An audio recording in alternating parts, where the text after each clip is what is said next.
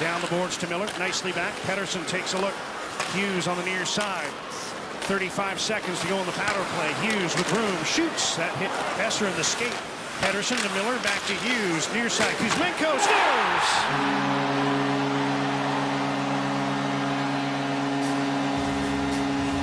How do you spell relief?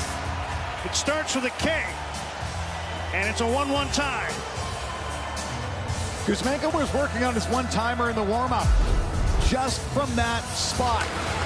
From Pettersson after the puck recovery.